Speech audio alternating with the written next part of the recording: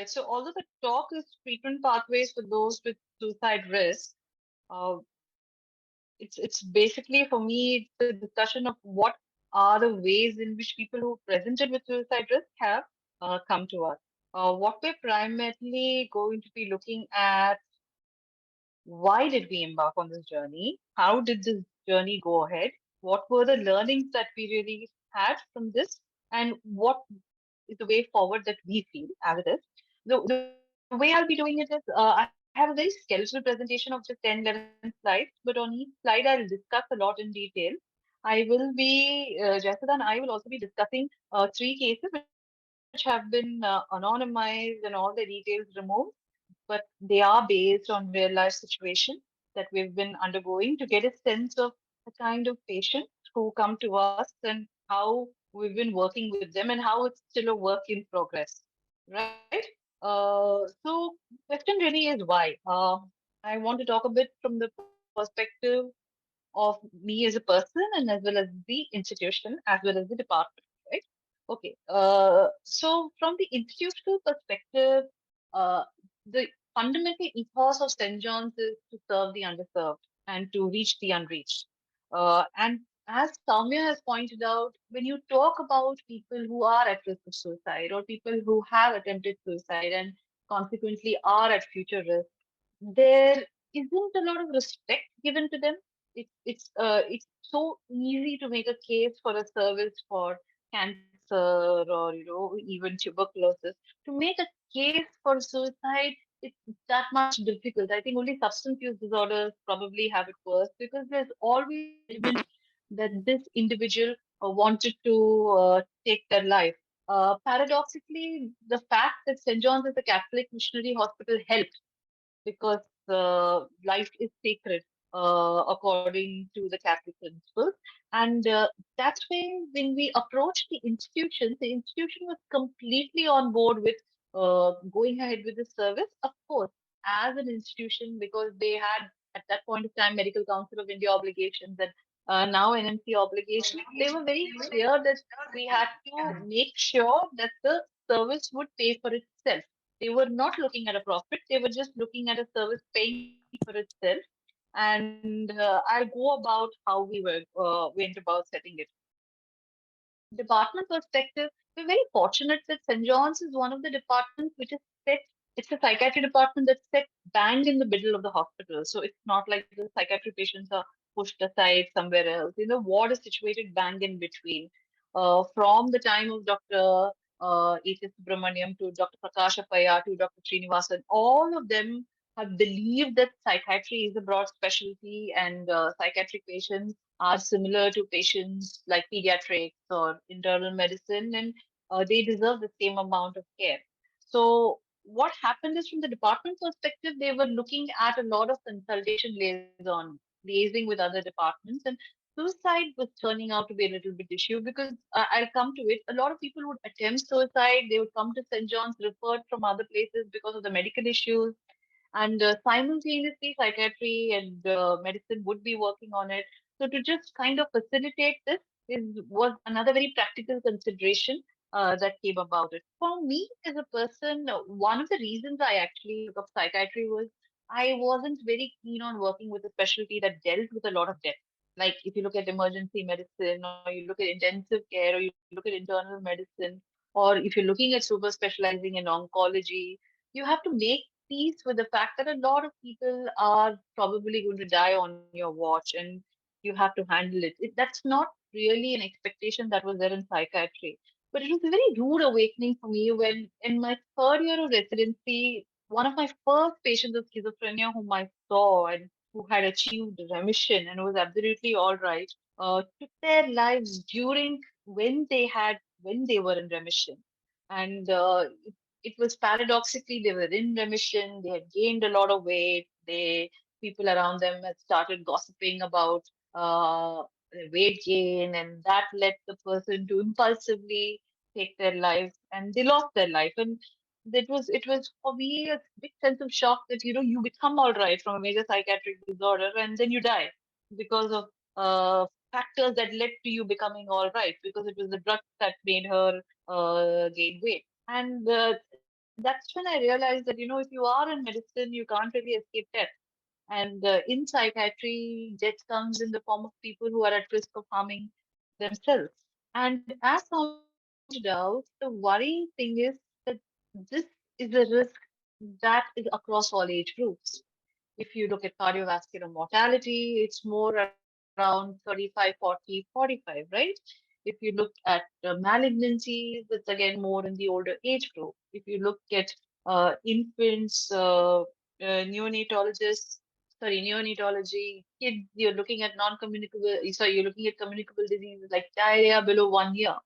And as, let's say, a country starts achieving some kind of control over, for example, communicable diseases, you start looking at non-communicable disorders like diabetes and psychiatric disorders. And primarily when you start looking at death in productive populations, all right, you are looking at the fact that people could die due to suicide. I mean, as the countries become more developed, road traffic accidents and suicides are increasingly more likely to cause death. So we can't shy away from them. So these are the personal reasons why I wanted to start actively looking at this field. Of course, I've discussed with you why from the department and why from the institution we got support. Uh, a little more into detail, we are a hospital, I think primarily is a Bangalore base, so I don't think I need to discuss, but just in case, we have a very busy general hospital setting. We also have a very active psychiatric setup. We also have a medical college. We also have a nursing college. We also have allied health sciences like physiotherapy associated with it. And so what happens is you'll usually get someone who's taken rat poison and overdosed along with some other medication and is in respiratory depression and gets admitted into the medical ICU. And then simultaneously they call psychiatry. So usually we have to work in team. What we've noticed in this particular situation is that a lot of people, because of the amount of money they spend in rescuing themselves after suicide, because of medical complications, they don't have the time nor the money to continue with psychiatric treatment, whether here or NIMHANS or with their original psychiatrist. To give you an example, let's say you have, let's say, someone from Hosur area who has attempted suicide because of some financial reasons associated with the borewell, and they have swallowed pesticides, and they go into respiratory depression. Their local district hospital is unable to treat them, refers them to St. John's. They're in the emergency ICU, that they're in the medical ICU for around a week. They have delirium. It's not just them being there, it's at least one or two family members who are also probably daily wage earners or who are at least taking leave without pay who are there with them. So by the time they come into a state where you think, okay, we can engage with them and work with them and find out what are the reasons and come to a diagnosis, there is so much of exhaustion for financial reasons and from caregivers. Okay, like this is secondary. We will cut back to you. That's really that's really what we've noticed. So what we realized was that if we could ensure that on some basis the care happens simultaneously, seamlessly, without any interference in the primary medical care, that would make sure that at least someone who has attempted gets some kind of psychiatric care, if not ideal psychiatric care. Because as we all know, in this group, someone who has attempted suicide or likely to attempt again is probably having a higher risk of likelihood to die due to suicide or due to other medical reasons. So these were primarily the reasons for this service. So how did we really go about setting this service? So it started actually somewhere in the mid of June, July 2015, and I think a big shout out, and really two people were really responsible for pushing this through. Of course, the management, the associate director helped out a lot, but one was the chief of nursing services, Ms. Madonna Brito, who was fantastic, and I'll talk about her. And the other was Dr. M.B. Ashok, who was very clear that he gave guidelines and he said, look, you're going to set it up and I'll take you, I'll make you talk to everyone. We had a huge help from Dr. Shakuntala Murthy, who was the emergency medicine department, head of department also, where she had a push because she realized that people would stay for a day in emergency ICU and they would go off, they would discharge against medical advice. And she said, can you make sure somehow if they get seen, something gets done? And managements usually listen when emergency medicine physicians and intensive care physicians push. So definitely there was a big help. But Madonna ma'am really was very helpful because when we originally started looking at this service, Dr. Ashok, everyone felt that you're dealing with people with suicide. You must have someone very highly qualified. You must have an MPhil. You must have a PhD. You must have someone who knows ins and outs of psychotherapy. And at that point of time, that's what was the ongoing thinking. I had a slightly different perspective at that point of time because we have a lot of postgraduates who come to us from other departments also. And I always realized that a fundamental flaw in the way we were assessing people who had attempted suicide was we would look for a diagnosis, and if we got a diagnosis, we treat it. And if, let's say, you didn't get a diagnosis like schizophrenia or bipolar or recurrent depression, and you just got a diagnosis of adjustment disorder, you'd say, oh, there's just a problem with the mother-in-law, and you'd leave it. But you've not really, and you've not addressed the fundamental risk situation at all. So I was not really very sure that a very psychiatric perspective would help in this problem.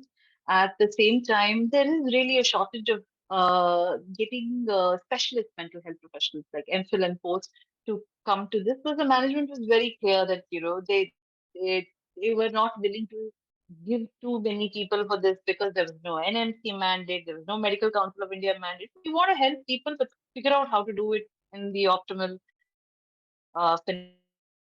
That's when Madonna ma'am really helped. She told me, look, why don't you look at the nurses and why don't you look at experienced nurses who know how to talk to patients? My guess is they will be much, much better than doctors or specialist mental health professionals. And I'm a specialist mental health professional, and all of us are. I'm not dissing anyone, but she opened the possibility to it. And that point of time, Dr. Srinivasan had done some work where he vouched for them. And at that time, it made sense because one, they knew the system, and knowing the system is extremely important. For example, let's say Jayasudha goes to see a patient, she knows when to see the patient. She'll not go at a time when the patient is likely to be shifted for ultrasound.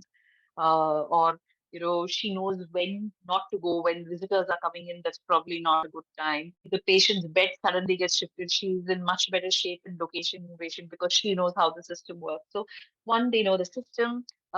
Secondly, the very fact that they're wearing uniform and they come and talk, people are more likely to talk to them.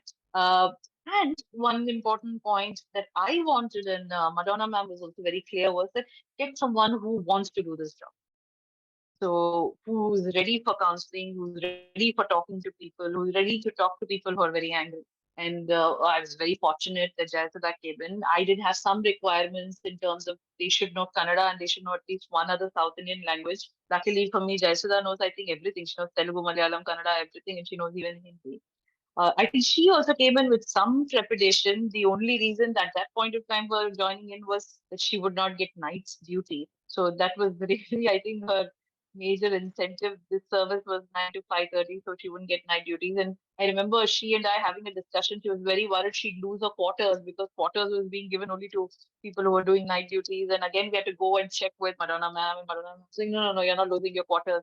Don't worry. This was, and I think around December 2015. At 16, she's still now very much a part of the service, and now she's part of projects and all of that.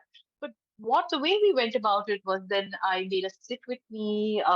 We did a lot of reading because I had already been in John's at the time. I had already realized that psychosocial aspects are extremely important. We prepared a questionnaire, and she would sit, see cases with me. She would present those cases, but the presentation at that point in time was rather than a typical psychiatric where you'd arrive at a diagnosis and arrive at a formulation. No, a good summary, and the focus would be on suicide risk in terms of, okay, how likely is this person, if this, we would go on the assumption that we're going to do an assessment and the patient would go DAMA because really don't have money. The kind of people, if they can really afford, they're probably go to Aster or Manipal or something like that. They come to us because they need to save their lives and they don't have that much money. That's primarily the reason why they come to St. John's. We would always plan our assessment such that this is probably the only time we're going to see the patient and the patient may not come back. So we'll focus on imparting education that they're at risk, this could happen again, and there's help, and they don't need to get stuck in this loop, and we can work with them to see if there's something they can do. Let's just so the initial process, the initial discussion with the patient that Jayasudha and I would primarily be to facilitate help seeking. Diagnosis would help, and we also made sure that we made the service sustainable in terms of the first 2 years. I think I saw almost all the patients with her. But by the third year, we realized that if you keep it dependent on one person, it's just not practical at all. So we made sure that everyone, whichever unit is on that particular day, they see the patient. She simultaneously sees them, she liaises them, discusses with them, and that's how we went about it. So this is her. She's already there. This that whole cupboard is to the service. We were very lucky that for some reason management gave us the cupboard also quickly. Otherwise, if anyone is in any bureaucratic institution, getting stuff like cupboards and all, and files and all can be sometimes very problematic. And I think we've seen around 1,350, 1,400. We had also, both Jayasudha and I worked at maintaining a registry. Now we realize it's called a registry. At that point of time, we just thought we'll keep records because the way we charge was we charged the bare minimum, probably around 700, 800. And the 700, 800 included like the site consultation, but she was supposed to see them 3 times. I think she sees them 7 to 8 times at least. Okay. Then call all kinds of assorted relatives who have doubts. She will liaise with the emergency medicine or the medicine consultant who will be like, okay, is this patient getting taken over or not? What is happening? And plus, we follow them up on phone. At that point of time, both of us realized because there was initially when we started, because there was never really an ideal treatment happening because they were all in that whole frame of mind that they wanted to get back. We thought at least let's follow them up on phone, and we would use the department phone to follow them up. And over a period of time, that just became very formalized into okay, when they get discharged, let's call them once a week. Then we'll call them in the first 4 weeks every week. I happened to meet Dr. Lakshmi Vijay Kumar once when I went to Chennai, and because she had done the Supramis study in India, and they had a protocol of phone follow-up where they would do once a week, and we would keep following them up. All right. So I listened to her, and she told me, this is what we did in Supramis in this work, and we started doing that. And it was fascinating that while we never were able to do a very perfect assessment, evaluation, treatment in person, we were able to do a lot of completion stuff on phone, and people were very, very receptive on phone. And over a period of time, it became such that it's almost like we have people who have attempted, and if you have especially someone who's young, a young senior resident who's just passed out, who's not from the institution, oh my God, this person is so suicidal and they're taking discharge. And the discussion really would be them in terms of okay, let's set up a phone follow up and let's see how they do it and let's keep working with them. Because a lot of times the family members initially are very hostile, but over a period of time, the sustained engagement, they may still not buy the role of psychiatry, but they are willing to see that there is a possibility of help in a place. And what's the harm in taking it? That's literally like the way it works out. So that's how it is. So what I'm going to do is over the next 3 slides, I'm going to briefly touch on certain salient features. Then I'm going to start discussing two cases that Jayasudha and I saw to get a sense of how it is. Then, if it's all right, Soumya, I'll throw open for discussion. We can have a discussion and then I'll come back to the slides. Is that okay, Soumya? Yes, perfect. Yeah. Yes, that's perfect. Priya, may I please request you to just adjust your camera? We can't see you, so I think a little bit. So sorry. Yeah, now we can. Perfect. Thank you. Okay, thank you. Yeah. Okay. So how do we identify? Now, identification is something that I will tell you how we identify. I think depending on how you are whether you're in private practice or you're planning to set up your own system, you will have to figure that out. What happens is they usually come to emergency, and in emergency, there used to be these medical legal registers.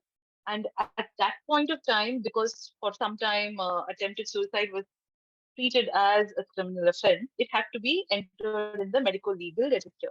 So we would every day in the morning, Teresa's rounds would be at 9 o'clock to go into the register, get find out who all have been admitted, just take down the list of names, and then go to the various wards and introduce herself. And I'll tell you how she does that. Introduce herself and then start the process. Uh, Sometimes we would have people coming in directly from the outpatient department. The suspect departments usually would be plastic, where people would cut their hands, and ortho, gastro, where a lot of the overdoses with icterus, that is jaundice, coming up, general medicine, and ear, nose, throat, when sometimes they stab themselves in the neck. So those departments, she would also make it a point to go and check in on them and see what is working. After 4 years of making sure that we have some idea of what we're doing in the adult, we have now extended it to children.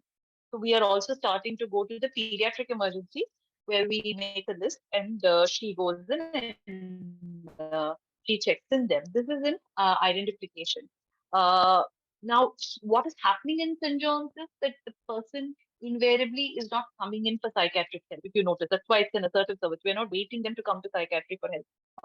Now, I know that Soumya asked about the medical legal, so I thought I'll discuss that now itself since we've looked at it. Originally, it was because it was criminalized. A lot of times, just as I will tell you, and I will also tell you that we've never actually faced a problem with the police in St. John's and Bangalore. They've been extremely sensitive. They don't harangue patients. They don't harangue family members. I think in the 1,350 odd cases that we've seen, only 3 or 4 relatives have been extremely upset when the police have come in. I mean, in terms of, they usually make peace with the fact that this seems to be a regulation. We have not heard really of bribes. We have not really heard of any harassment at that point of time. So we've been very fortunate that probably the Koramangala police that comes in is very sensitive, is very attuned. They take it as their job, and they go on. In fact, we've had one or two very interesting scenarios wherein the patient came in an altered sensorium, and at that point of time, the particular family that was looking after the particular patient, I don't want to talk too much about the details, presented it as a suicide attempt. But when we got the history, we had certain doubts when we thought it wasn't attempted suicide, it was something else, because the patient had loss of memory, and we remember involving forensic in. And at that point of time, gently telling police, and they were very diplomatic the way they very tactfully handled the situation. And then patient's family of origin came in, and so we've actually had a good experience. Having said that, definitely that's not the case across the country, and decriminalization has helped. Now, what is really the point of decriminalization? The point of decriminalization is basically you don't need to report when someone attempts suicide. It just comes down to that. That's decriminalization. Now, the way the original law was worded was that every time someone attempts suicide and presents somewhere like to a hospital scenario, the onus was on the hospital to report it. Okay, something very similar to what's happening in POCSO now. In POCSO, of course, it's being enforced very rigorously. And most hospitals would have their MLC registers, because any kind of homicide, any kind of assault, any kind of attempted suicide, you report it and let the police do their job. The reason, though, at that point of time was reporting it was because suicide attempt is a criminal offense. Now, because of the Honorable Court judgment, there is no mandate of reporting now on hospitals anymore. That's how they are spared. Having said that, there is still this reporting happening in Bangalore. It's still registers are being maintained. The reason we spoke to the people in the know-how in the district mental board and all, their concern was more from forensic perspective, that they were wondering whether attempted homicides were not being missed. So even now, if there's a reporting, a lot of times the police comes in to confirm, to make sure that they're not missed out on an attempted homicide. As compared to before, where the attempted suicide itself was an offense, now they just want to make sure they've not missed out on something else. So once they kind of confirm that this has happened, they just leave it. It does not get extended further. Having said that, if you know for a fact that this person has attempted, uh, there isn't that mandate on you to report from the decriminalization. That is from the decriminalization aspect. Now, it comes to medical negligence. That is a separate story altogether. All right. Now, with the MHCA, basically what has happened is prior to the MHCA, it was almost like you would have this voluntary, involuntary admissions, and these admissions would be really on the basis of demonstrating a particular psychiatric diagnosis. Now the focus is on capacity and the focus is on risk of harm to self or others. The diagnosis doesn't matter. So at this point of time, if someone is at suicidal risk, we are obligated to make sure that the person gets care. The way, however, it has been worded, it is who has to give the care, how they have to give the care, what is the degree of effort that the therapist has to put is not clear. So, for example, if in private practice, you identify risk of harm to self, whom all do you have to notify? Where do you have to refer? Do you have to make sure that the person has reached the point of referral? There is no clarity on that. All right. So that is a little bit of a gray area. This is something that even when people from demands and all have been discussing, we know that we don't need to report someone who's attempted suicide anymore and they can't be held criminal. But what is the obligation? What is the degree of on us to ensure that they get medical care? There's still a lack of clarity. I think for good practice, you assess, you identify, you refer, and you definitely identify a significant caregiver and you inform. I think that should be good enough. If you look at it in terms of you identify risks similar to, let's say, a risk of a myocardial infarction, wherein, let's say, someone who's coming with an impending myocardial infarction, like an unstable angina, you identify, you tell them these are the findings, they're admitted. If they say no, you inform the significant caregiver and you notify. I think that's probably the same burden of risk that we can take. And anyway, this was to address some of the medical legal aspects. So this is how Jayasudha identifies it. We are primarily at a very basic level of identification, wherein we right now are working with people who have attempted suicide, but we are also taking into account all self-harm. So the entire NSSI group also comes in the ambit of the service. As of now, from when the team of psychiatrists see, they take the trouble to differentiate between NSSI and suicide attempt, and they focus on it. The service itself makes sure that everyone is covered. That's how it is.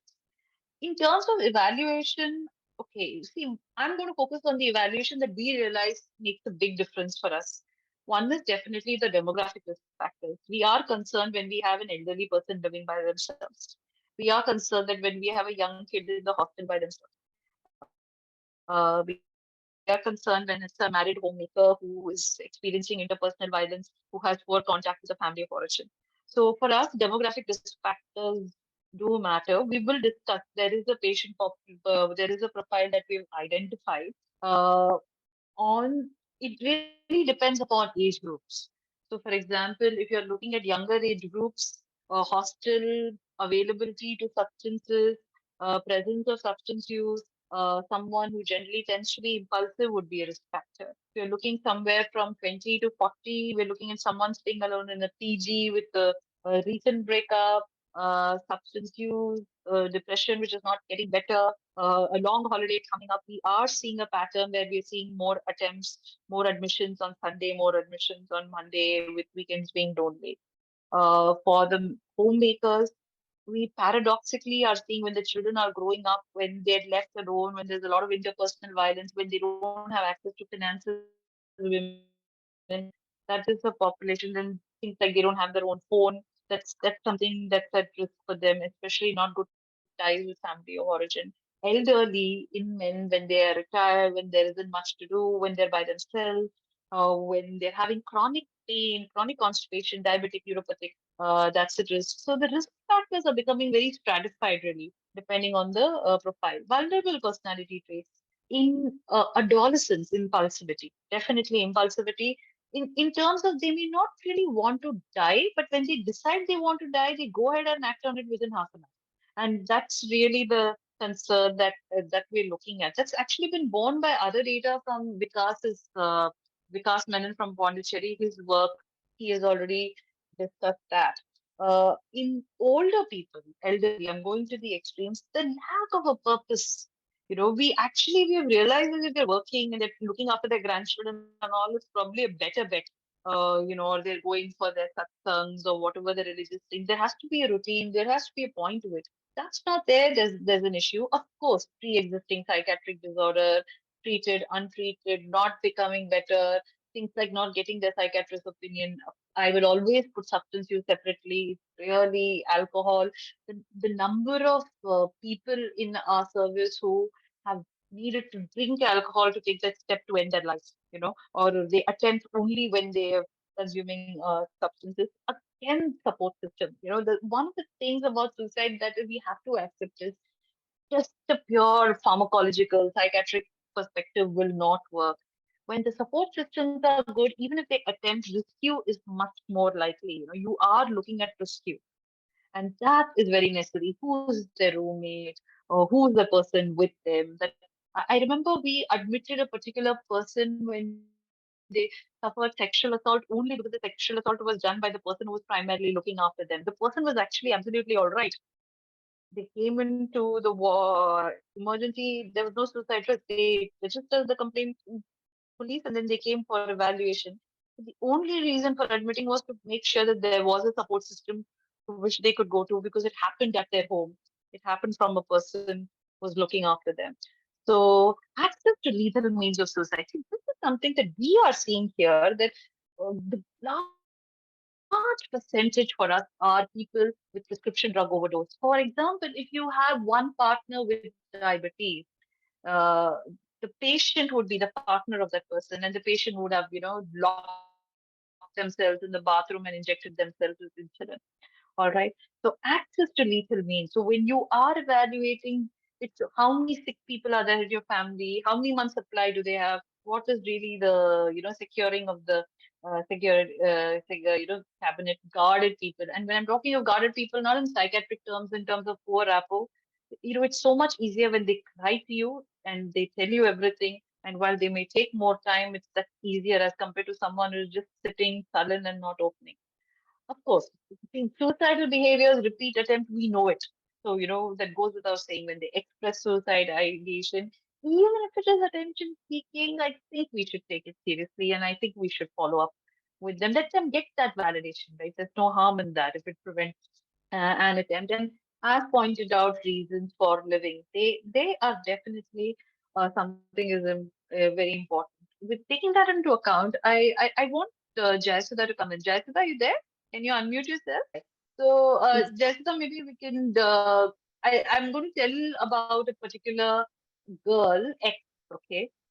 She presented to us around 4 years ago. At that point of time, she was around 17 and a half. It was a prescription drug overdose. It was in the background because at that point of time, an interpersonal stressor. She had a quarrel with her the boy who was seeing. She was at that point of time. She was a very bright girl, doing quite well academically. But there were, in addition to this stressor, there were other aspects. Uh, she uh, she came in primarily with overdose. It was fairly severe overdose, and she went into the emergency ICU, and from there she came to the ward. Jessica, do you want to fill in with more details in terms of how did you approach her? How did you go about everything, the evaluation and identification? Do you want to say that? Go ahead, ma'am. Yeah, please go ahead. Actually, she's been admitted with overdose in the first attempt was 2020, and she's been come to emergency with a drug overdose and drowsiness, and she was needed a medical help. So same time it was drowsy that day, and when after the admission one day, I was just took her on the rounds. Then next day she was stable enough to assess. Then I approached her and in terms of maintaining confidentiality and seeking help, and I have opened up the field of to ventilate her feelings in approach of how can we help her. So that's how I approached her, and she started with all feelings of what has been made her to take her life or to be attempted. And later on, she has told her many issues been happening to her. I just listened to her, and we told her we will help you out. So with all we made assessment and all those things, then we conclude with her recurrent depression and BPAD. So started medications with the discussing with you and all those things, ma'am. Then later on, I have told her we'll be having contact in the phone calls. So once she's been discharged, she's not left alone with the feeling of that no one is there. The mainly was helplessness and hopelessness in her life. So she was struggling with all those things. So we told we are there to help. So before discharge, I have given my office number and to seek the help immediately. The crisis, if it is in case of a reattempt, I mean the thoughts of beginning or anything, I have told all the emergency crisis and all those things. And she was good rapport with me, so she is able to ventilate the feelings with me and the troubles whatever she was undergoing. Though later on with the phone conversation, she was doing well. Even in the phone call, she used to cry and console her, give some like strategies to do her. If she is having thoughts, okay, if not to be alone, speak to me or speak to her friends. Those kind of help immediately, I used to make her to seek the help immediately. So, and she in the phone call, she could express her feeling, who is not able to ready to listen, at least like family members or close family members, friends. None of them not ready to listen her because the immediate impact was none of us there to listen. Left alone, loneliness, only the feelings were more for her. So she used to call me in the office and discuss her problems and have a solution for like just give some strategies. I will hold her for the sometimes, give some time, wait for some time. Can you come to emergency or come to a hospital? Or you want any help immediately right now, please come to emergency. Those things. Otherwise, she'll be talking. She's comfortable with me talking, ma'am. Sorry for the interruption. Okay. No So problem. she was comfortable and she was seeking the help. Then she was knowing someone is there to listen me. The first main is listening. Someone is there and approachable and ready to give some answers to her questions. So mainly that was the help for her. But she was doing well in those days. And again, some issues were there happened, and she could tell that I have thoughts. So I called her OPD. You have seen her, and medications has been prescribed. And she was able to approach even family members when she was upset. They used to call me and tell that to please talk to her once. Yeah. She'll be feeling comfortable when once you talk. And whatever you tell, she will listen. Even the small strategies, like whenever she's upset, take around 10 minutes, go out, speak to friends, or just listening music. That moment, if I'm giving some strategies, she start doing that. So that was it was going on. Even family members were easily approachable to me from the office through office phone. She was doing better, and again, but financial issues, and she couldn't concentration about the studies and boyfriend issues, all those things. It's come up again. She couldn't unable to able to stabilize her emotional feelings. So reattempted on 2021 with same overdose of medications, and she was very serious in ICU. She was in medically consequences for more, and later on she has stabilized, and we take her over into our ward, and we made lot of effort to come back her in normal, and we discharged her now. Still now she is in contact with me. If it is she is very unstable, I'll be calling twice in a week to check how was she doing. If she's stable enough, I'll give her 2 weeks once call. Yeah. What I'll do is I'll give a little more background to what Jayasudha has added. Yes, What ma'am. Jayasudha has mentioned is basically what she did, which is actually a lot more than what she said. One is, see, the psychiatric diagnosis in this case is she always came in a depressive episode in the background of bipolar affective disorder. The fundamental issue in her case has been that actually in around 21, that is during the COVID time, the second half of 20 and 21, It wasn't just Yes. 2 attempts, there were 3, 4 attempts of high intentionality, lethality. And as one important pattern that we learned from this particular patient was in our interactions with this patient was that when she was all right, she would talk to Jayasudha. She would regularly answer the phone call. She would talk about the difficulties. When she was not all right, for example, she would stop taking phone calls. And fortunately, we also had a very good rapport with the caretaker, that is the parent. And the parent would sometimes say, see, she's not taking a phone call. And we would also say, yeah, we have noticed that pattern is there. So, okay, let's get her for follow up. She's refusing to come for follow up. And over the last 2, 3 years, you know, there was a point of time when there was a spiral. She was attempting almost every 1.5 months to 2 months. We referred her to another tertiary center where they managed her and then they discharged. And what at that point of time, that difficult point of time was just, making sure that every time she was spiraling, she would be able to get rescued and she would able to come back. And the last 1 year has been really good in terms of there hasn't been an attempt after the previous year when we were literally counting days till the next. But what we also learned was that during the course, the one of the caregivers became so distressed. The caregiver started talking of a pact, saying, it's so difficult for the entire family. Maybe we should all just take our lives. And that point of time, again, Jessica would keep calling the caregivers once a week, just let me know you're okay, make sure you're okay. And, eventually there were financial reasons behind at that point of time, the spiraling for the caregiver, and then the caregiver, things got worked out, and things as of now are better. What I learned with this particular patient is that I think when you're working with people who actively consider taking their lives, it is a chronic condition. So, there are going to be these gaps when they don't come because they're okay. And then you will have to keep reaching out to them because things are spiraling out. And then again, there will be these gaps when they're absolutely, fine and there are no major issues. But certainly reaching out sometimes definitely helps. The psychotherapeutic strategy that Jayasudha primarily used was ventilation. That made a big difference. We are working with psychiatric social workers. There's an academic stressor, there's a financial stressor. Most of them are self-employed or unemployed. There's not much that you can send them to a certain schemes or something like that. Sometimes just that ventilation, that hang in there, hang in there, hang in there, just that till somewhere a solution just comes in. We had a similar case, but I think we discussed with an 18-year-old. Jayasudha will tell you now about a 74-year-old who again came in like this with overdose and her interactions with him. Jayasudha, do you want to go ahead? Yeah, ma'am. I'll just speak about him.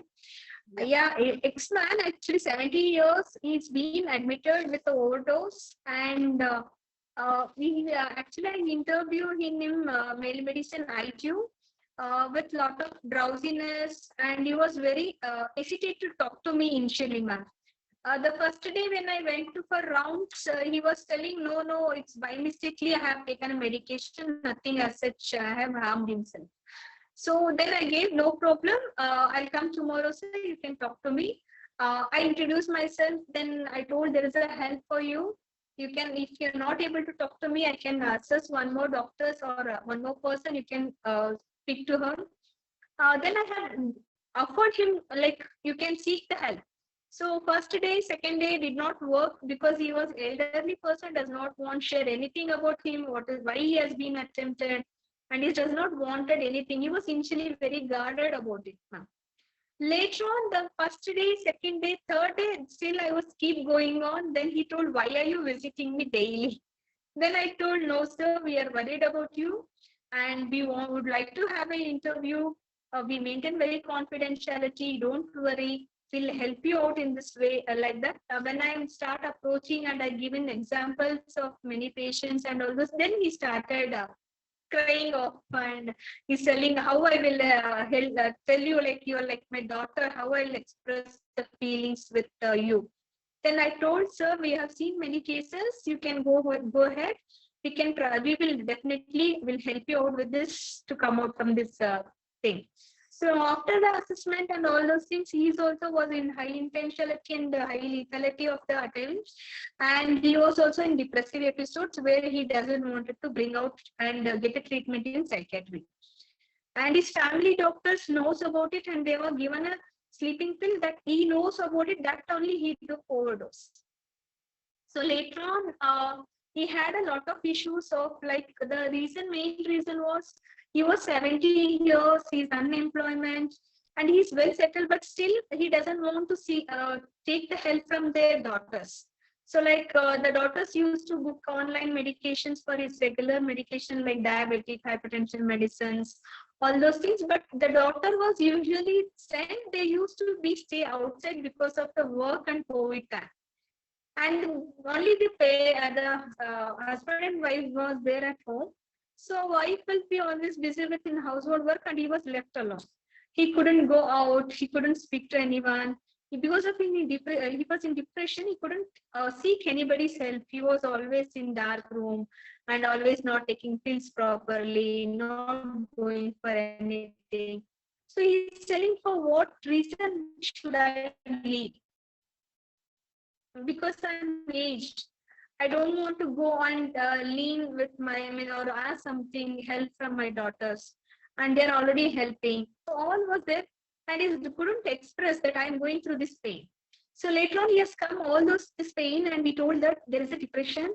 You need to make like some kind of take help from us. So we started a medication antidepressant, and we was hesitate to come for the follow-up also. Once he discharged, I told, sir, you can call me in this office number in any case of any help. So initially he was not ready for even OPD follow-up, and he was telling, if I go for rest for with some time, it will be all right. And later on, he told when the phone follow-up, no, ma, I'm not sleeping properly. I'm not taking medication properly. And when I asked why, sir, no, I don't want to make again trouble the children to get these medications. And later on, I said, sir, are you alone? Yes, he is alone. Then, sir, can you come to OPD tomorrow? No, I don't want to come. So he said, no, please, once you visit, you will feel comfortable and see a good doctor. Then he was, okay, he has come. By the time, what I did is I called, even when I'm taking the phone call of patient number, I'll take the caregivers also. So I called a doctor, and maintaining confidentiality with the doctor, I have told that whatever is the issue, we will be keeping as a confidentiality, and we'll try to figure out how we will get help. So he does not want to come with the daughter. So we accompanied with the wife, and the payment is like all done with the through social worker. And somehow he has reached. Then he has come for the follow-up. He felt very happy, and he is taking medications regularly. And he was come for the 3 to 4 follow-up also. Those things, ma'am. 1 year also for some few medical help also. COVID reason, he had financial crisis. Again, with the financial crisis, he's been reattempted. So when he was reattempted, when I went to see as in the ward, he was telling that I was expecting you, that person will be coming and visiting again. He was laughing himself and was telling you, you will definitely come to see me. So he told himself that I know, ma, you're doing all the facility for me, and you are back of me, and you used to push me to ask to take a medication, follow up, and genuinely he was telling you are back of me to see this whole thing. But unfortunately, he said that I was helpless that time.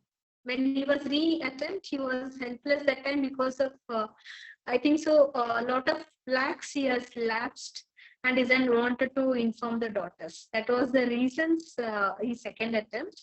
But still now he is in contact with me, and through the phone calls I'm following up with him. He's doing better. So I think as Jayasudha has discussed, it's a lot of it has actually been involvement of psychosocial services in ensuring that he seeks help, in ensuring that he is making sure that he's taking medication, and in discussing with him in terms of the need for follow-up.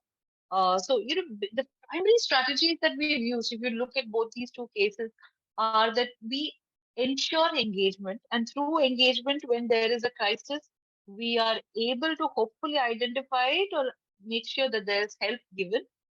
before. Now, what I thought was, I was just looking at the WhatsApp that Soumya had sent me around 12 questions, and they all cover things to be done with identification and evaluation. So I thought we'll go on that and we do it. So I think the first question is Lata Bhaskar. It's a question on a concern on safety when encountering a similar client. My question would be, what would be the immediate intervention in order to ensure safety of a client?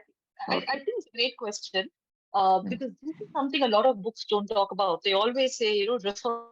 They don't tell you what to do when they're at that point of time in the crisis. Okay. So one is, what would be the immediate intervention? Uh, the interesting is the intervention usually incorporates the evaluation. All right. So firstly, you need to evaluate how much of risk are they at. You do have rating scales, but that may not be very practical when the person is in acute distress. So at that point of time, it really comes down to clinical judgment. Uh, Certain markers for you to consider that there's a very high risk. One is when there's past history of attempts and the lethality and how serious were they about dying at that point of time. And if, were they rescued? Did they stop the attempt in between? That's one. In current state, that's about the past history. Of course, the greater number of attempts, if the lethality is increasing over a period of time, all that indicates that this person is at immediate serious risk right now. And also, what were the gaps behind between the attempts? And more frequent attempt indicates a greater likelihood of trying to take one's life now. During this current state, of course, if they report suicidal ideation or if they report hopelessness, other clinical markers which book may not talk, but I have found it useful, is if there's a disconnect between what they report and what they're showing. See, if they're reporting suicidal ideation and they're weeping, it's a much better sign than them reporting suicidal ideation and not weeping, or appearing very stoic or very calm about when they're discussing wanting to take their lives. That is something you have to take it very seriously. A sense of hopelessness about the situation. Again, if they are very depressed, when the sadness permeates the air, they're in tears, their facial expression is not moving, that's one thing.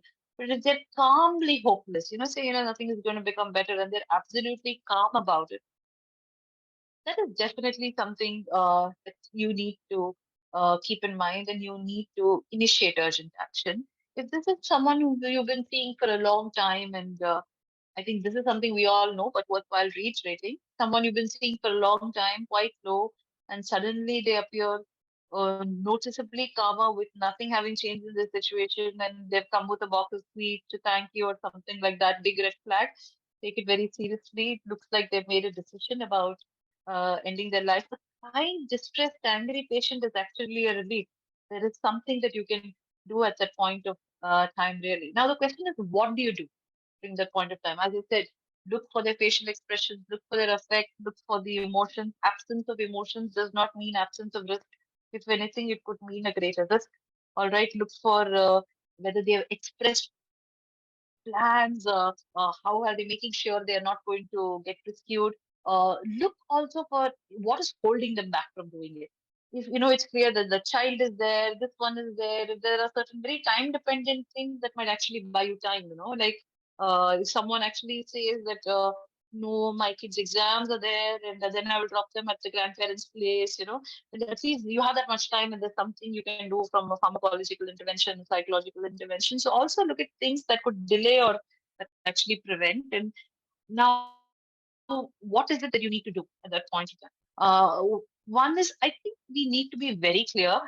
It's fascinating that as part of psychotherapy, we are always taught to be very reflective, and we are taught to be, keep an open mind and consider all possibilities. But when we are dealing with ideation and expressed ideation, we cannot convey any kind of it's okay to end your life. I think we have to be very clear at that point of time, very gently but very firmly, that taking one's life is not an option. Sometimes that itself can be a relief for them. That there's one person whom they're discussing everything and that person says, don't do it. That itself can paradoxically be a relief. That particular intervention has to be fairly direct. We don't need to be aggressive about it, but we need to be clear that, you know, we are not at all in agreement with them wanting to end their life. And this has to be as a very firm conversation, I don't know how you will take it, but what I have found that works, because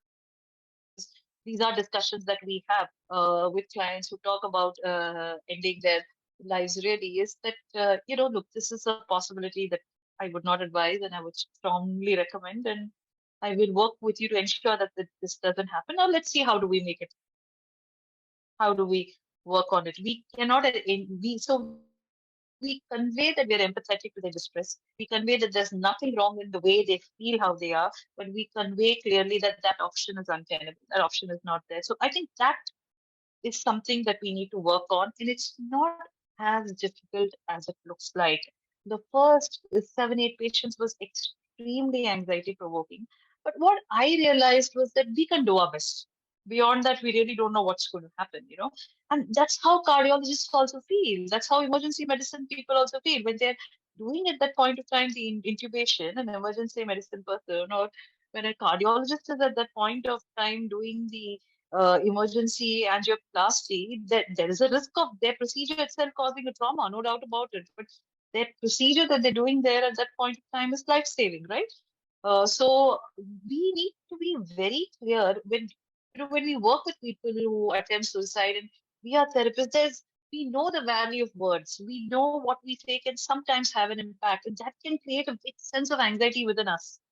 Oh my God, are we saying something? Are we going to ruin it? Are we going to make that person hate us? And while that's very valid, at that moment when we are talking to that patient, we have to a certain extent, become like a firefighter or become like that ambulance person. Be very clear that, look, it's tough. We are going through all of this. This can't be done. Let's see what needs to be done. And we need to work on our anxieties. And the only way we can work on our anxieties is do that periodically. All right. So, I mean, every person you see who's actively contemplating ending their life have these conversations with them, because over a period of time, your anxieties go down, and the more confident you are, uh, I have noticed this. It becomes much easier for you to have this conversation. More importantly, it's much easier for them to talk to you about that. I have definitely noticed that I find rapport much easier year by year. It doesn't matter what the patient population is, who the profile is. It's almost like a secret language. They've been dying to tell someone about what's going on, and they finally have figured out that here is someone who can understand them. And most of the time, sorry if I'm sounding very non-technical in this, but most of the time, it's our anxiety that comes in the way, and that anxiety is good. That's what makes us therapists. We can identify that in people, but we have to make sure it doesn't come in the way. So, in the immediate intervention, we make it very clear to them that that's not an option. We do validate, we do listen to it. If they are meeting a depressive episode criteria, we definitely do a drug review, see what can be done. The ideal thing, most of the times, would be to admit them.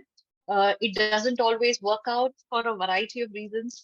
And in the end, the patient absolutely refuses. Sometimes it's just not worth kicking and screaming and getting them admitted. That can be actually very counterproductive.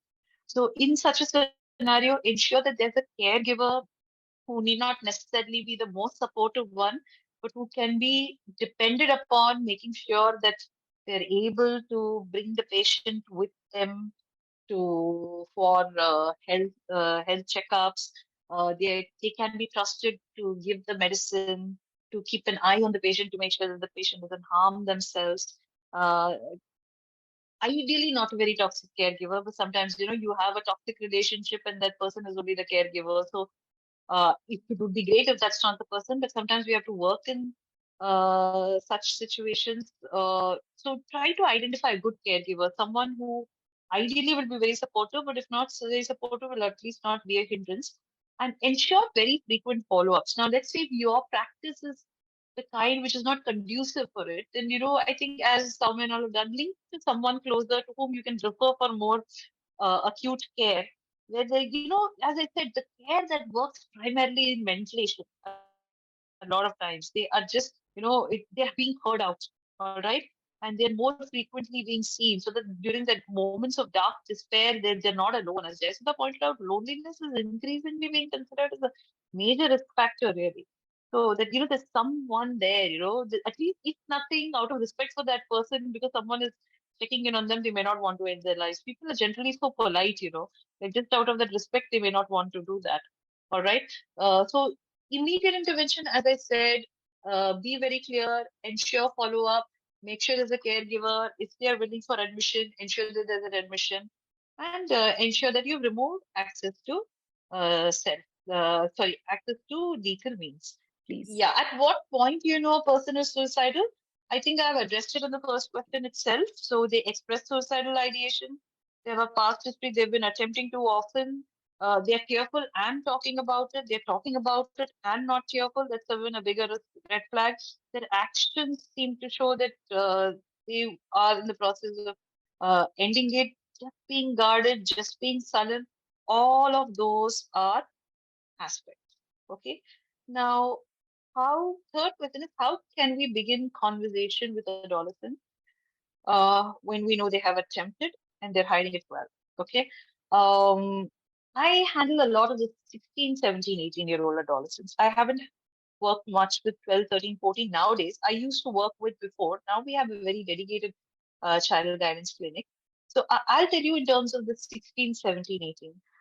The thing about adolescents is that they do want you to understand them, but on no account do they confuse you with your peer. If you are a mental health professional who's interacting, they know very well you're a mental health professional who's interacting. So we don't need to feel that we need to be excessively friendly with them, but they definitely value respect. They value expertise. And the best thing about adolescents nowadays is they know very well who's doing their job and who's not. So that makes it very easy for you, actually. So a lot of principles that you would use with adults: establish rapport, all right, maintain confidentiality, let them know that while if they are at risk of harm to themselves, you will communicate that to family to ensure their safety, but the reasons for doing so will not be really communicated to them. All right. Uh, so those are some of the strategies that you need to do in establishing rapport with them. Other things like very general giving information, like in Jayasudha's case. I would just, can you just step in and tell me how is it that you have established rapport with adolescents when they are not very keen on talking about it?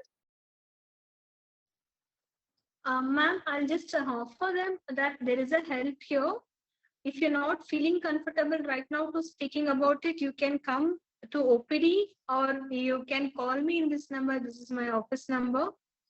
And they can speak to me in the phone also, either they can come to OPD. And I'll be giving the safety plan before discharging also. So they will go through that, ma'am.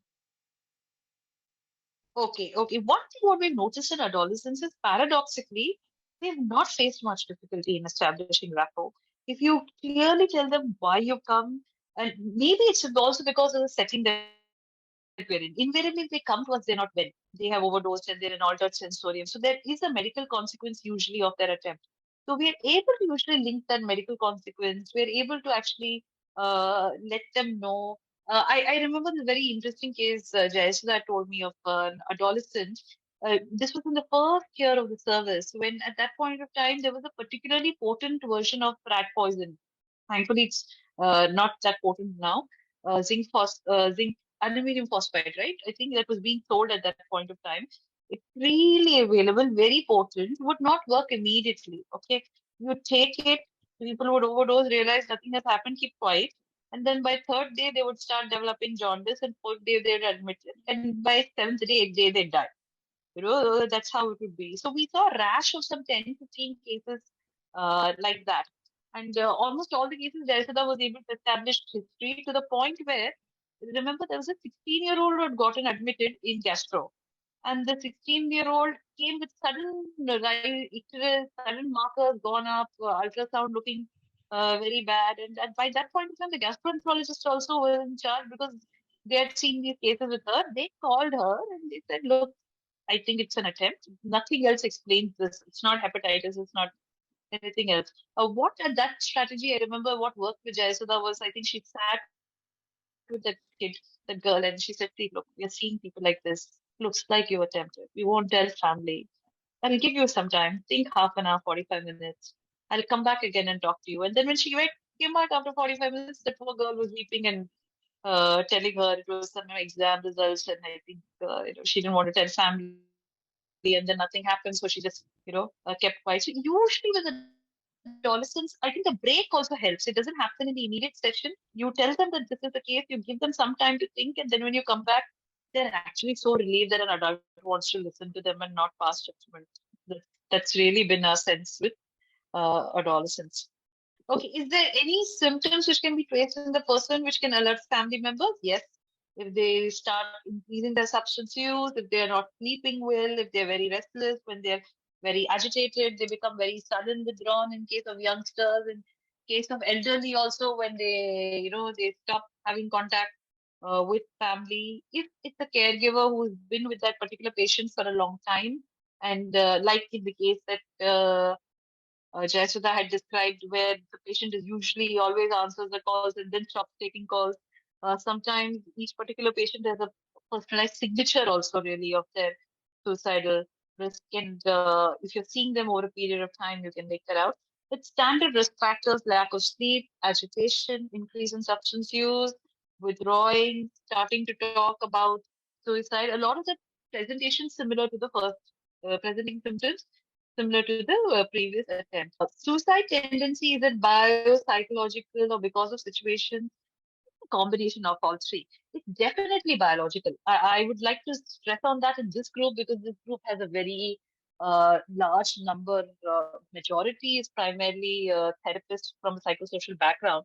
You can't ignore the biological aspect. For example, everyone who has experienced interpersonal violence doesn't want to take their life. Everyone who has had childhood sexual trauma doesn't want to take their life. There is a subset, all right? And there, to a large extent, there are biological processes. The problem is when you are looking at something like suicidal behaviors, if you were to take, let's say, for example, suicidal behavior as a metric, it's a very complicated metric. It's very different from, let's say, raised sugars, or raised BP. That's a very easy metric. You just need one lab value, or you just need a sphygmomanometer really to measure it and come to that metric to tell you that there's a problem. So when you have a very simple metric, usually identifying the cause becomes much easier. When you have a presentation like, I'm almost about to take my life, but I decide not to take my life, or I take the next step and I actually make that attempt, it's a little more complex. All right. So that's why, if we go on that aspect that, oh, there are no lab values to measure it, and that's why it can't be biological, it doesn't work that way. There definitely is a biological component, because ECG still is one of the best measures best treatments to reduce suicidal risk. It does cause cognitive impairment, no doubt about it. It does. It is, but it works. That's the truth of the matter. Same way, lithium is a serious drug. You have to monitor renal impairment. We have seen patients with bipolar affective disorder, repeated suicide attempts. Once you have the discussion and they agree for a change to lithium, we are seeing 2 years, 3 years, no suicide attempts.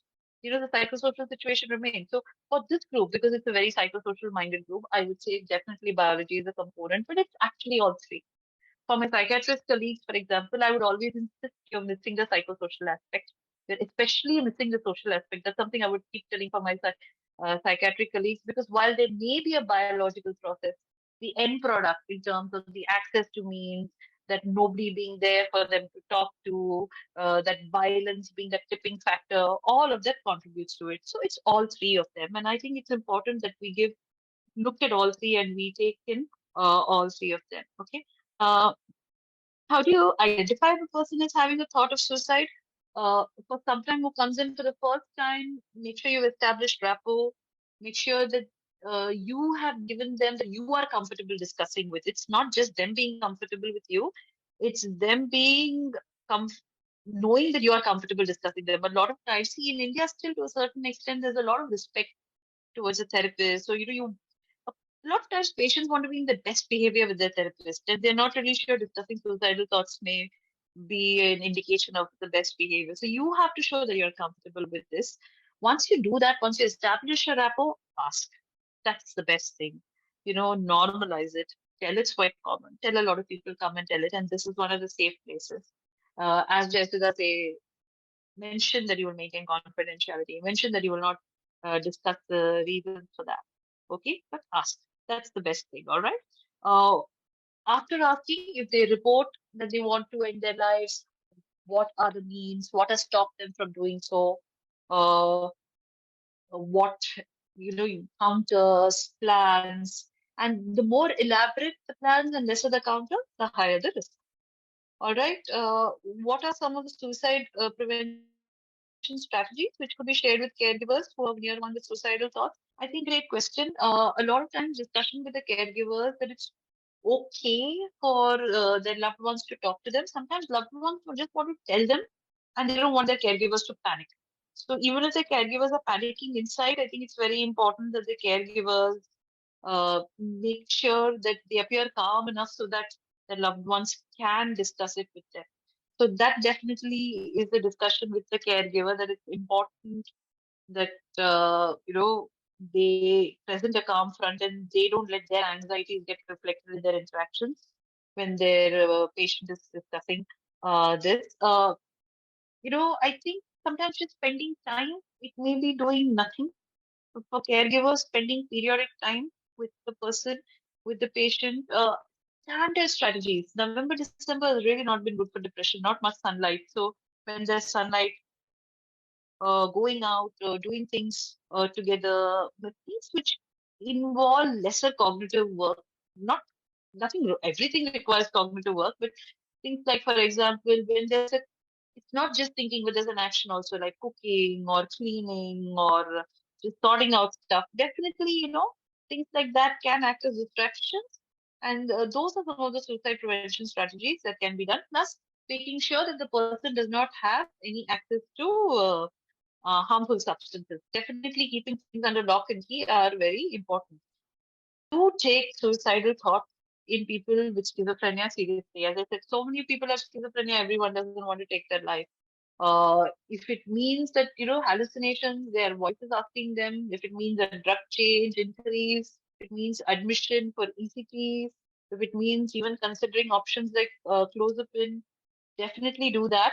Now, it really depends upon when you're talking about suicidal thoughts and schizophrenia, is it secondary to a phenomenology or is it existential? Which I'll come to when I'm covering the other question asked by Annie and Aparna.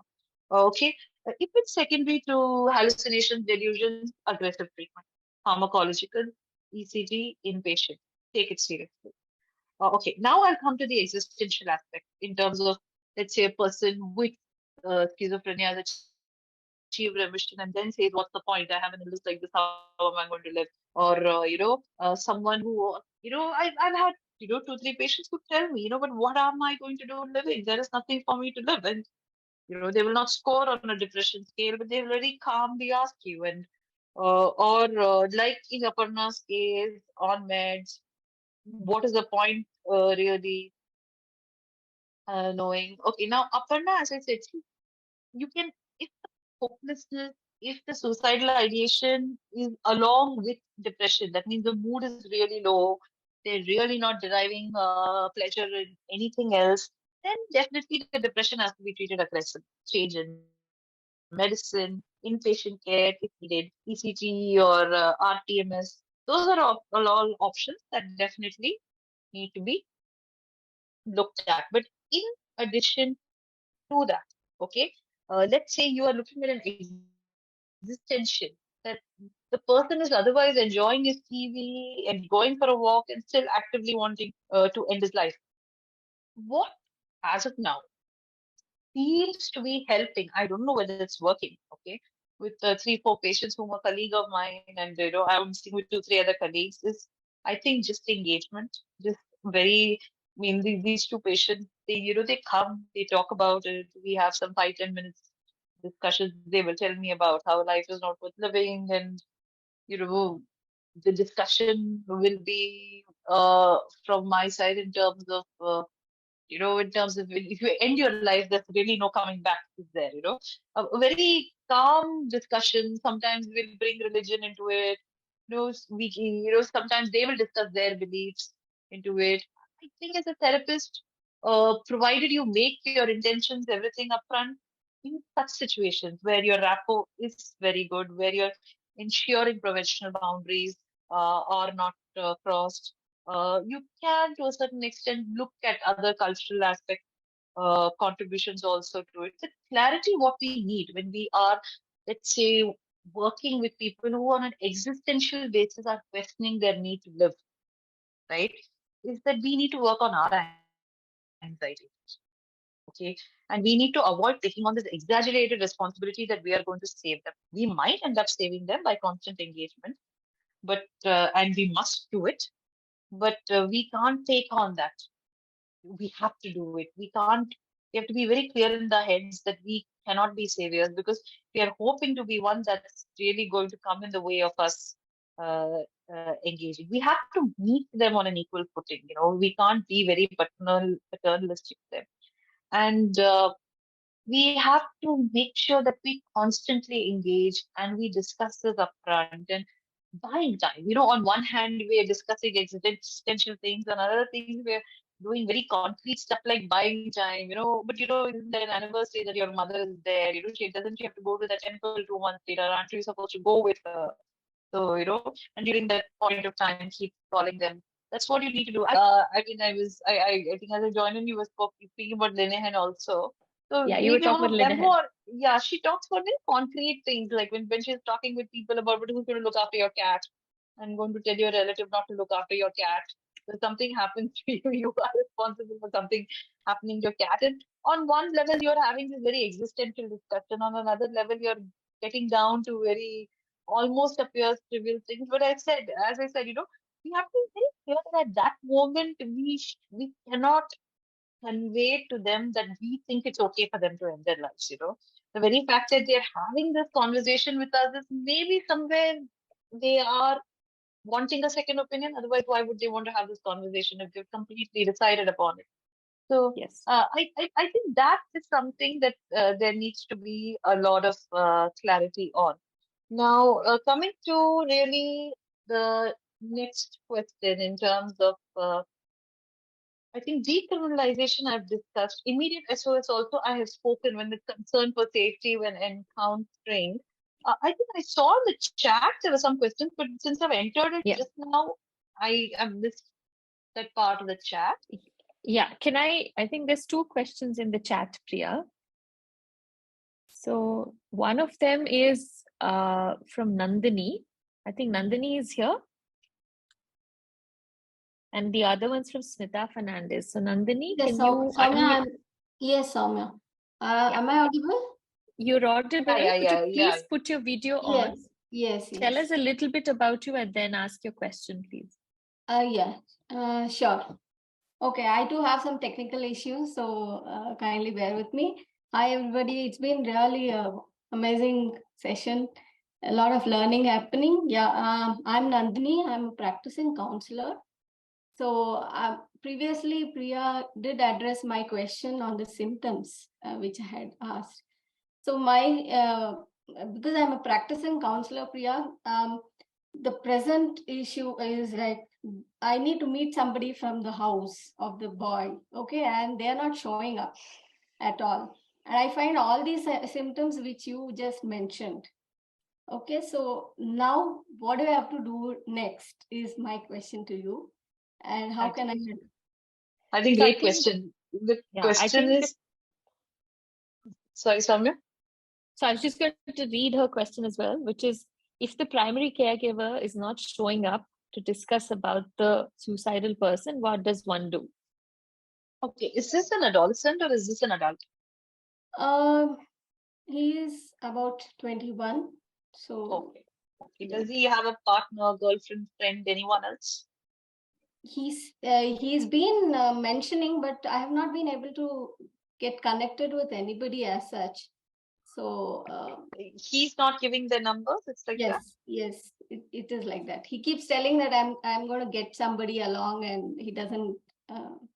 and nobody comes. He comes alone every time. So I was curious to know about the symptoms, and most of it, I think I can find that. So definitely this needs a clinical help. So I also want to discuss this with the people whom he is connected to, and at least somebody could take it forward. So that's how it is. And I did receive his message last night saying that he needs to talk, and he didn't turn back on that. I didn't receive any call, so I'm a little curious as such. No. Understandable. It's very anxiety provoking. See, what I have done in similar circumstances is sometimes when they turn up, making them contact that person in front of me. So that has sometimes we've needed to do that really, and I realize it's quite hard for them to say no at that point of time. Doing so, I think that's probably one thing to try out. When they send you a message, and then one is really from a legal perspective, whenever you see the message, respond. I see, because as I said, it's so unclear about what constitutes medical help in this situation. It's always good to let the other person know you've received the call, and it's a standard boilerplate message. It looks like you're in distress. Please make sure that you see someone. Give them a call also, because see, as I said, there is helping and then there's saving. You are not going to be able to save anyone, but you can definitely push them or nudge them in that necessary circumstance. When he sends a message like this to you, maybe you could see again, as if it is like a personality disorder, every time responding to it, it's a bad idea. You'll have to start sending limitations, boundaries. So maybe a message looks like you're in distress. Would recommend that you immediately go and see these settings. Would be probably the best bet, and then calling up the next day, or you're fairly confident this is not someone who's going to violate boundaries, then maybe giving them a call back really, and if they answer the call, finding out what happens, setting up a secure time. So these are some of the options that you can do. Now, if they're in front of you and they still refuse to call that other person, then you can just document it and make sure they keep, whenever they come, you continue your engagement and try out the strategy. That's the thing that you can do. Okay. We have this problem a lot of times when we have students who don't want to call family. And we also realize when we listen to their stories, calling family may not necessarily be very productive at all. So it's usually let's say even if we call family, we will satisfy ourselves that we've called them, but then we realize actually nothing concrete has happened. And the person is just not going anywhere to seek help because they are worried that this is going to be the pattern everywhere. So I think you've done a good. Very true. But what if there's clinical help required? I mean, you need to send him somewhere, right? And that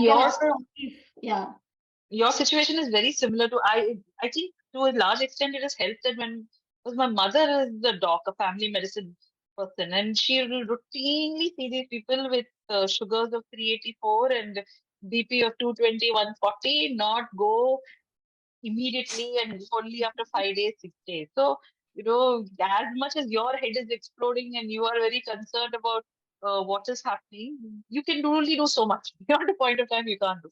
So, maintain rapport, maintain engagement, make sure boundaries are not violated. Keep gently but firmly nudging them to take help. And over a period of time, most of them, by the way, live. And they will go and they will seek help. That's what you need to do. Yes. Thank you, Priya. Thank you, Soumya. Yeah. Can I just add one thing to that, Priya? I think this is something I learned in private practice. Yeah. So, when you either work in a clinic or a hospital setting and you're just a lone practitioner, there's such an assumption that at registration, patients have given their emergency contact. But patients aren't obliged to write their emergency contact. Sometimes people at registration desk are so busy they haven't chased it up. So what I often find is, this I learned early on in practice, that, I would just be confident, okay, I can just call the emergency person anytime. But now, after a few difficult situations like Nandini was saying, I've now started asking people, can I just take your emergency contact at the beginning, not when they're in a crisis, almost preempting what my response in crisis is going to be. So it's not always, and like Priya was saying, it's not always the family that's their emergency contact. It could be a partner, it could be a neighbor, it could be something like that. And I document that they've given me consent to contact them in crisis. So don't assume that there's an emergency contact all the time. So I feel like that could become part of your practice at the first meeting, especially in private practice. I would say it's really important. Yeah, I think that those are points somewhere where also, because Jayasudha has a separate set of contacts. So half the time St. John's, the contact that they have gotten will have no connection with Jayasudha's contact, which over the years she has learned father, mother, sister. There'll be some 3, 4 who we have contact. And when we did one ICMR study, we also realized that one contact, two contacts, there was an assortment of contacts that we did. So I think, that's an important point that Samya pointed out. I covered everything, Samya, on the questions? I think you have. There was another question by Smita Fernandez in the chat box. Yeah, I remember seeing it, but it's kind of gone off now. So I'm not even. Yeah, no, Smita's here, so she'll ask her question. Yeah, I could do that. Hi, Priya. Hi, Samya. I'm Smita. I'm a practicing homeopath, so I have a practice in general medicine, and I'm also a practicing psychotherapist. So I wanted to start off with saying, I think what's reassuring is to hear you say that we do as much as we can do, that we don't really have control once the person leaves, especially if it's a private clinic, as Soumya also said. I think it has now become part of ethical psychotherapy practice to ask for those numbers in the beginning itself, in as much as possible. So we know how much we can do and who we reach out for in these situations. The question that I had asked, and I think to some extent you answered it through other questions as well, which is there a primary cluster of psychiatric diagnosis that we should be thinking about if the presenting symptom is suicidal ideation or a suicidal attempt? I know you mentioned depressive episode and bipolar, you mentioned schizophrenia and so on, but is there a cluster I should be thinking about? I think that's a great question. The cluster that we are commonly seeing, maybe it's a referral bias. In adolescents and young adults, we are primarily seeing depression, either as part of what we call as bipolar 2 or 3, soft bipolar, in the background of vulnerable personality traits where impulsivity is very high. So it may be in terms of, there may be people who have clear-cut diagnostic criteria for borderline personality, or they may have some of the traits, and we see very prominent anxiety. So this is the cluster that we are seeing in. As they grow older, we're less likely to see impulsivity and personality, more likely to see depression. Depression? Yeah. Straightforward depression, but untreated. And untreated depression can be like termites, I feel. It just eats you up from inside and doesn't leave you with much really to do. Substance use is always a complicating factor. And I mean, I really feel it's worthwhile to always keep stressing that they don't use substances as a way of handling things, because it's not helpful at all, not in the short term or in the long term. So you're saying substance abuse and so on become the concomitants, the primary use being yes. Yeah. Either standalone or as part of bipolar. Yeah. Young adults and adolescents, personality, impulsivity. That's a very common combination that we are seeing here. I don't know how Soumya and all are seeing really in their practice. Okay. And also borderline personality disorders more than the other types of personality disorders. Not just borderline, more than disorder traits. They have issues with attachment and they have issues with loneliness. At the same time, see, usually when you read your textbooks, they'll be very frank in dysregulation, which may not be prominent. You may actually see more of anxiety, which, kind of masks the emotional dysregulation. You may really see most of that. Okay, thanks. And my second question was, as a psychotherapist, if there is a conversation around suicidal ideation or attempted suicide, what I heard you say is rapport ventilation, of course. Are there any other specific interventions? And I think I'm also asking because, like you said, I often have people who talk about it in a calm way and in conversation, and it seems almost like a philosophical discussion, not a psychiatric diagnosis. It's more an intellectual, philosophical conversation about the value of life and, somewhere are we overvaluing it? What's the big deal? What difference does it make if I'm dead or alive? That kind of a conversation sometimes. And so I wonder, is it possible that there isn't a psychiatric diagnosis in suicidal ideation, and what would be specific intervention? Yeah. So, Smita, I'm presuming that the focus is here in these individuals and they have active suicidal ideation. You have a lot of people who don't see an existential reason to live, but they're not actively contemplating ending their lives. So I'm gathering that we are focusing on those who don't see a reason to live and are actively contemplating ending their lives. As we pointed out, rapport, ventilation, I what with the strategies that we've used, reflection really, you know, reflecting in terms of where are these beliefs originating from, that could definitely have a role to play, then within, if you are comfortable and you're not very anxious, if these beliefs have been there for so long, why haven't they acted on? What has kept in check? Is that still working? Is it still likely to work?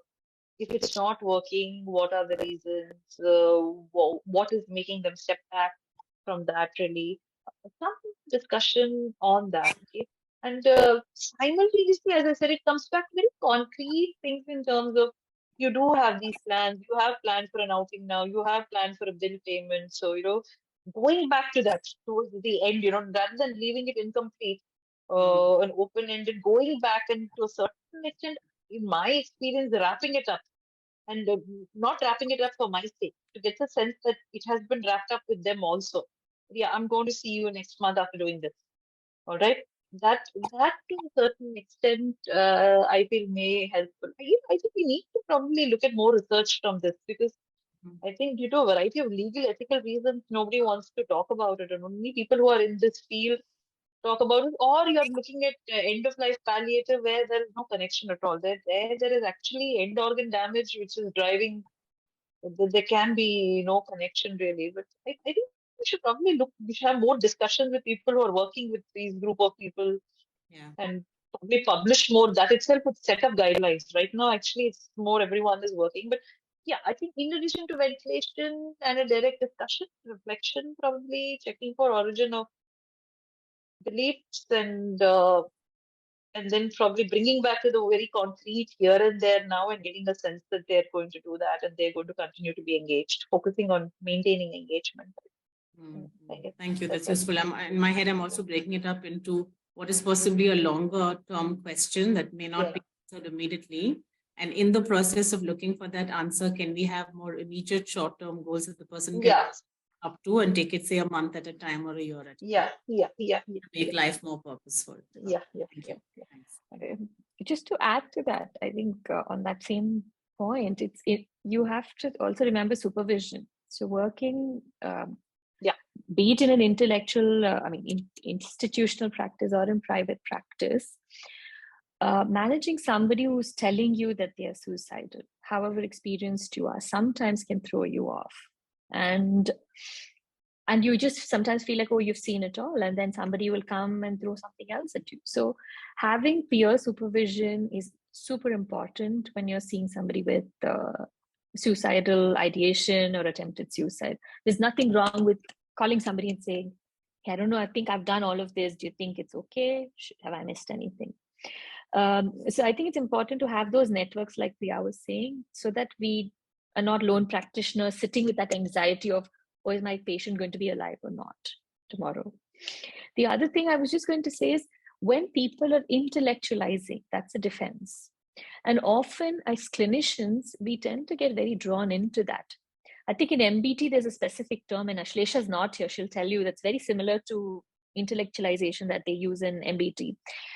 But what essentially is happening is you're getting drawn into something. And like Priya said, we're forgetting the task at hand.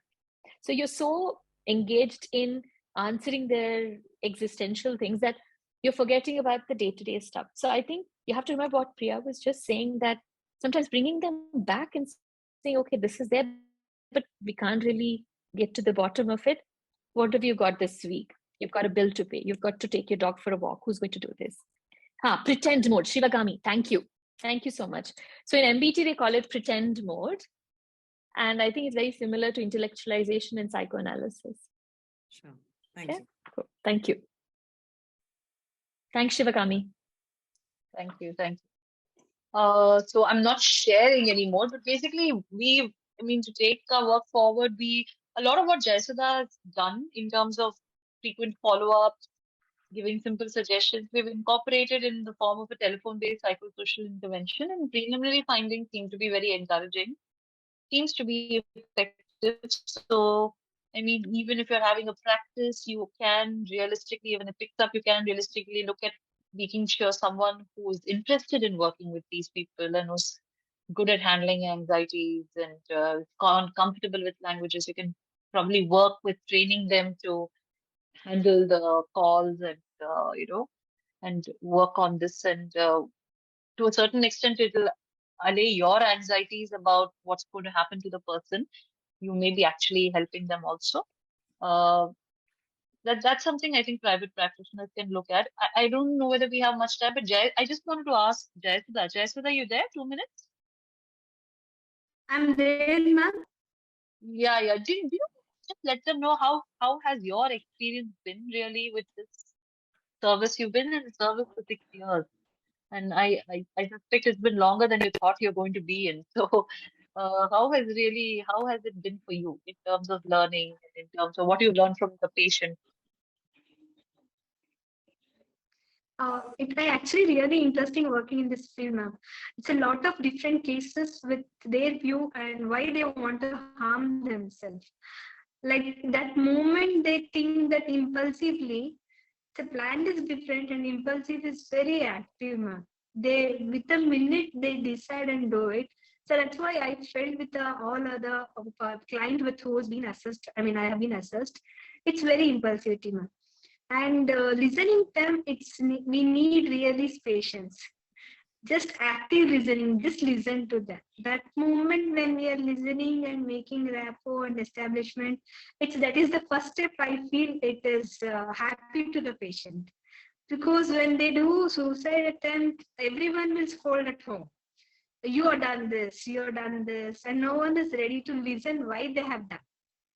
So that's the main reason here. Even the close members will scold them. You've done this. So how we will answer? No, police will come, inquire. All those things they'll be thinking. But in a patient view, no one will think about it. So that's what the patient need a field for open and ventilate their feelings, listener, and following that up. That how are they doing after the attempts. Usually no one will bother once they medically stable, they want to chase, so go back and do their routines. But none of them will bother, worried about how are they after the attempt. And many patients in a phone call, they appreciate that at least we are taking care of them, how are they doing. So that's some few patients doesn't want to remember of the attempt and they scold me also back that don't disturb me. But still I could convey that we just checking you, how are you doing things, that's it. So they are answering for that questions. And if it is more even, so they will be keep doing, assessing with me, they'll talk to me, and that is the thing. But I feel really happy that people are contacting me, that seeking the help. I think I'm doing best part of my side to the patient and things, ma'am. Thank you so much. One of the things that I just wanted to add, I've realized it is while it can be very mentally exhausting and strenuous for people in this field, it can paradoxically be rewarding also. It's a very high risk, high reward. And I'm talking in terms of the psychological reward is really high, because it comes back to at that moment, somewhere 6 months down the line, they've not taken their life. You realize that there was a point to what you were doing, and at least 6 months down that line, that point is there. I think the burnout, all of that, yes, that definitely is a major issue. And as I think Samya pointed out, we need to work with the team. We need to make sure that we have peers who help us out. And we definitely need to put all that in place. But I think for those in private practice, this is increasingly going to become the profile that you see, because as I said, if the other problems are becoming better, this problem is going to come in the forefront. And it's not as difficult as it looks like to handle. Yeah, I agree, Priya. I couldn't agree more with what you've just said at the end, that I think this is just going to be more and more prominent, and we've got to gear ourselves to helping this cohort of patients. Yes. So I think we're at time, and I wanted to thank you for an absolutely fantastic talk. It's very, very topical as well at this point. Like I started off saying that, everybody is talking about suicide prevention. And I think you are way ahead of them, Priya and Jayasudha at St. John's, because you've started a service which is so preventative. And I remember when I was in the UK, we had something called a National Confidential Inquiry for Suicide and Self-Harm. And suicide is such a complex phenomenon that you would have prevented hundreds of suicide, but it's very hard to capture that. You don't know what you've done, but you've prevented some. Right. Often, people get judged by the number of people who've committed suicide in their practice. But actually, you have to remember, there is no practitioner who's not experienced suicide. If you've worked in mental health for years, there will be somebody that has died of suicide. I'm not suggesting that you don't do anything about it. I'm just saying, you have to remember, you have to do the best. And it could be like Priya said, just taking a phone call. If you know your patient, if they're calling you out of the ordinary, this is not somebody who calls you at 9 p.m, just take it. It's okay to, because it might just save somebody's life. But equally, knowing your patient, if you just take this call, like, it's actually going to make their suicide risk worse because they don't know how to regulate it. So knowing your patient is a key thing here, right? So I think it was fantastic, Priya. Thank you so much. Jayasudha, thank you very much. I know you've both got very busy schedules, and you've also taken time to answer all our questions. Thank you all for attending. Thank you so much. Thank you.